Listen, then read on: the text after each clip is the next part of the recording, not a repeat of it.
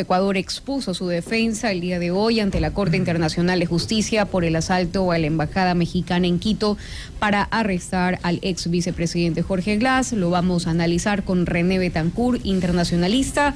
Yo creo que primero, para que nuestros oyentes entiendan, este proceso tiene dos etapas. Una etapa en la que implica la resolución de la solicitud de medidas provisionales planteada por México. Luego de eso se va a resolver el tema de fondo.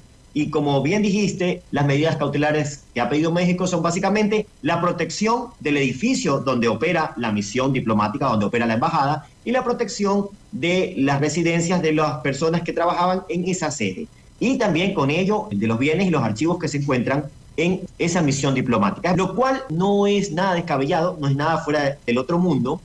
Yo vi tanto la presentación de México acá en La Haya como la presentación de Ecuador. Y veo que la presentación de Ecuador no se enfocó tanto en hablar de estas medidas pedidas por México, sino que se utilizó esa intervención para hablar de un relato de todos los crímenes de los cuales se los acusa a Glass y de los cuales se los ha condenado a Glass. También se habló de la creencia de que Glass podía escapar. Un argumento muy importante que utilizó Ecuador es la falta de jurisdicción de la Corte. Antes de llevar un tema como este frente al Tribunal de La Haya, frente a la Corte Internacional de Justicia, tiene que haber una negociación diplomática entre los estados involucrados.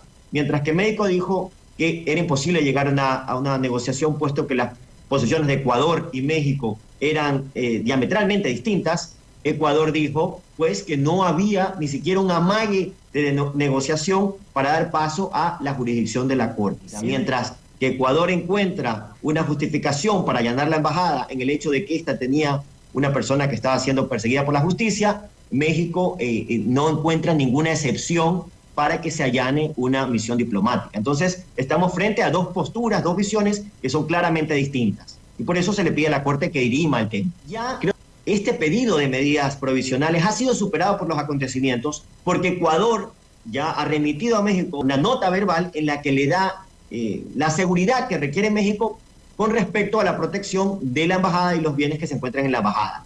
Yo no creo que este escrito o esta nota que se ha enviado, que se ha remitido a México, sea suficiente para darle la seguridad a la Corte de que se va a respetar los bienes, tanto inmuebles como muebles, de la embajada. Y yo creo que México no habló mucho de la urgencia de estas medidas. En cambio, en la exposición de Ecuador, Ecuador dijo estas medidas no son urgentes. Ya se han tomado medidas para proteger los bienes de la embajada. Eso va a tener que resolver la Corte Internacional de Justicia, y yo creo que aquí puede fallar a favor de México. Este es mi pronóstico, siendo que las cuestiones que está planteando México son simples, bastante sencillas. No, entonces no habría complicación en ese sentido. Cuando se resuelva el fondo del proceso, básicamente tienen que resolverse tres cosas. Uno, la supuesta violación de las obligaciones de derecho consuetudinario y de derecho convencional de Ecuador en cuanto a la obligación de respetar las misiones diplomáticas. Esto está en el derecho de los tratados, ¿no? Convención de Viena sobre relaciones diplomáticas, y también es parte del derecho consuetudinario. Y aparte de eso, México acusa a Ecuador de violar la obligación de resolver disputas de forma pacífica, como está estipulado en el Pacto de Bogotá, en la Carta de la OEA y en la Carta de Naciones Unidas. Entonces, esa es la obligación de fondo. Esto es interesante, y esto me lleva a hablar un poco de la estrategia de Ecuador, que creo que es una estrategia modesta y respetable. Primero, la integración de un equipo internacional con abogados ecuatorianos y extranjeros.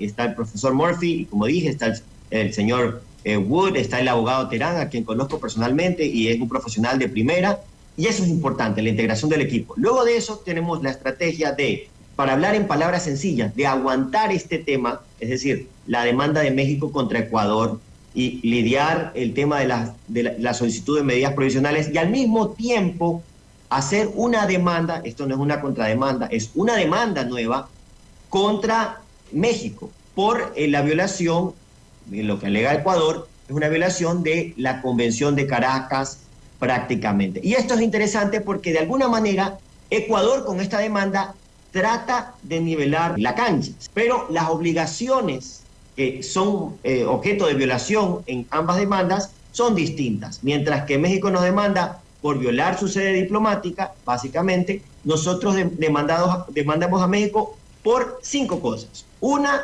es la violación de la Convención de Viena sobre las relaciones diplomáticas al mal usar, como dice Ecuador, la embajada para albergar a una persona perseguida por la justicia.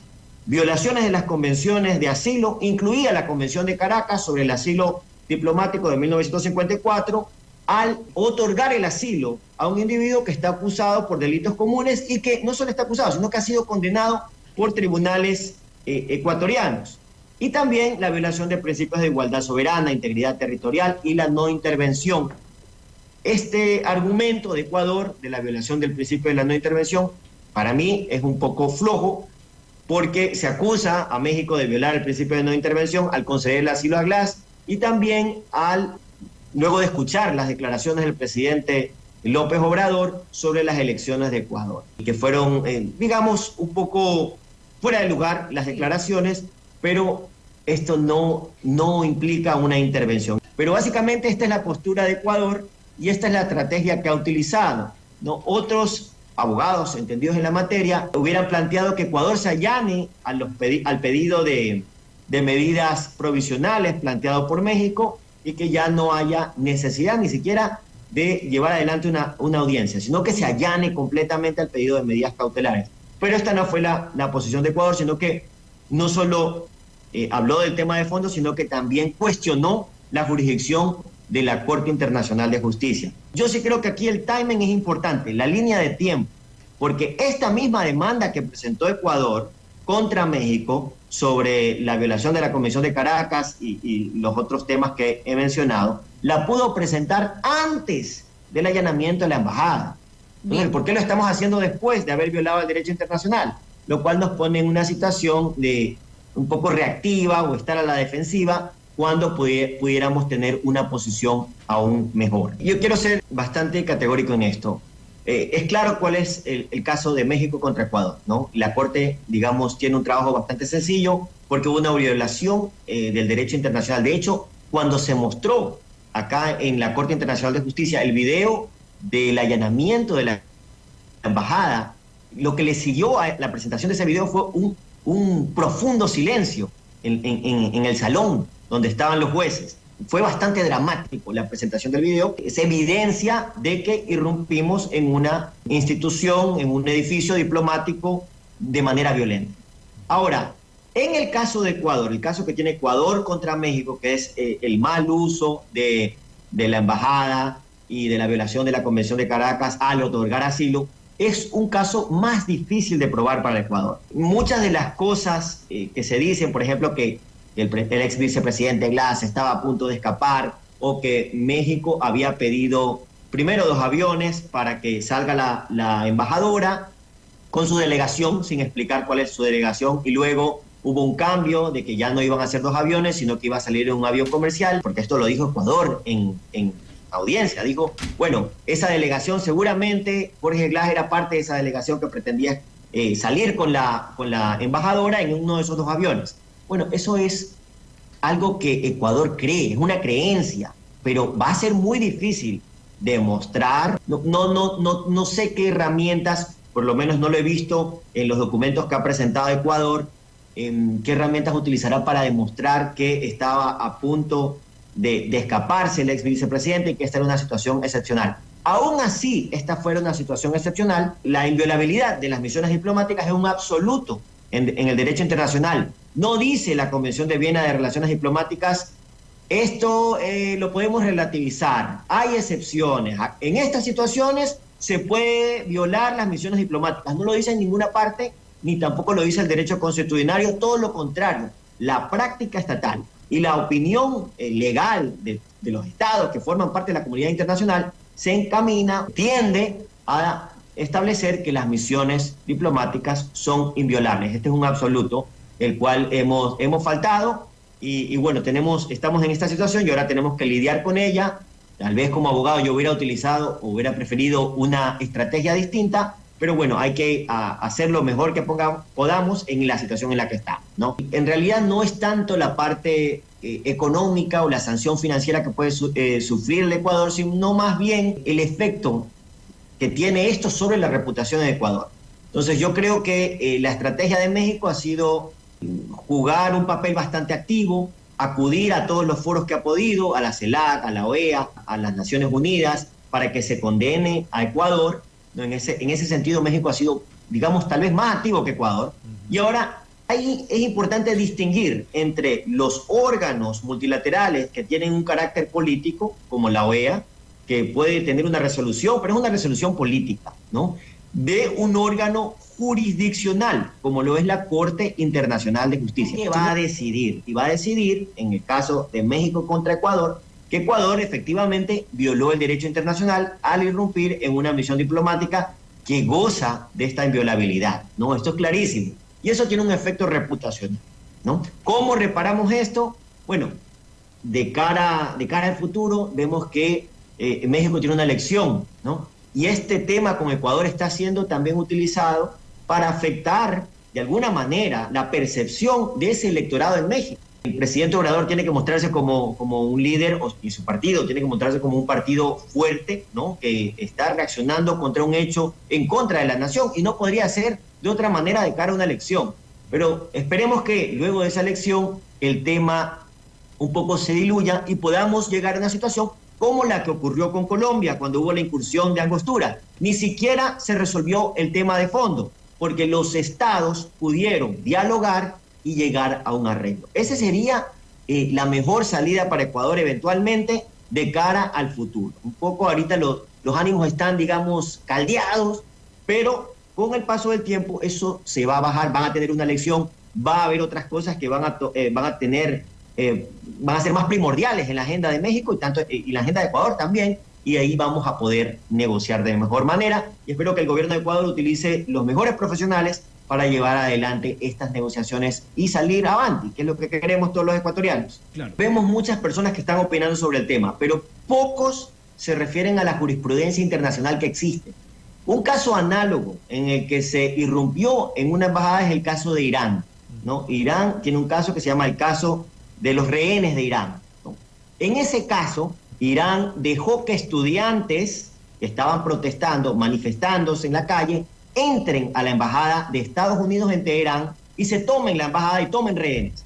Irán no le ofreció protección a este edificio diplomático de Estados Unidos, ¿no? Este caso fue llevado a la Corte y la Corte encontró que Irán era responsable de las acciones de los estudiantes que estaban protestando en Teherán. Ese fue un caso de personas privadas, estudiantes privados que se toman una embajada. En ese caso la Corte falló a favor de Estados Unidos. Imagínense, ¿no?, con ese caso como antecedente, cómo van a fallar en el caso de Ecuador cuando es la fuerza pública ecuatoriana la que lleva adelante la toma de la sede diplomática. Por supuesto, van a fallar en contra de Ecuador. Y ese es mi pronóstico. Entonces, lo importante ya es no llorar sobre la leche derramada, sino concentrarnos en mejorar las relaciones internacionales con México y reparar nuestras relaciones y nuestra imagen en los organismos multilaterales en los que nuestra reputación ha sufrido. Y ahora una cuestión importante que yo he dicho en varias entrevistas, ¿no?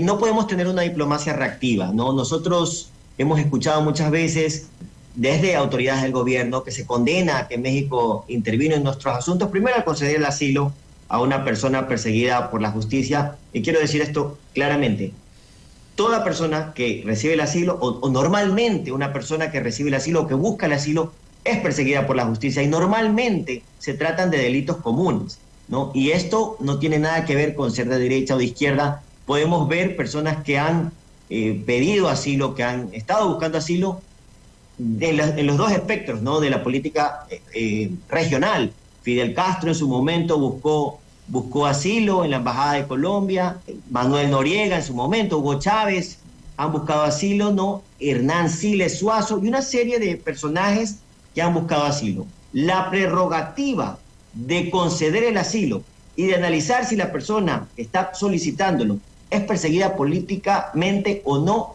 es del Estado que otorga el asilo.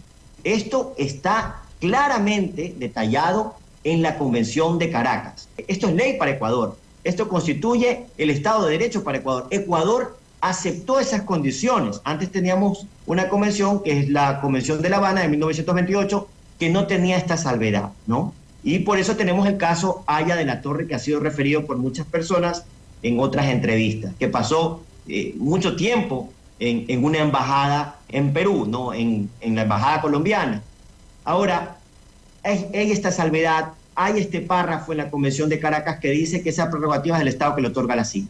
Ecuador firmó esa convención, es parte de esa convención, eso constituye ley para Ecuador, y México ha hecho, básicamente, otorgar el asilo y ha considerado que hay razones suficientes para pensar que es perseguido Glass, ¿no? Esto es lo que México ha decidido. Entonces, por eso yo digo que el caso de Ecuador es un poco débil en cuanto a la concesión o la mala concesión de asilo.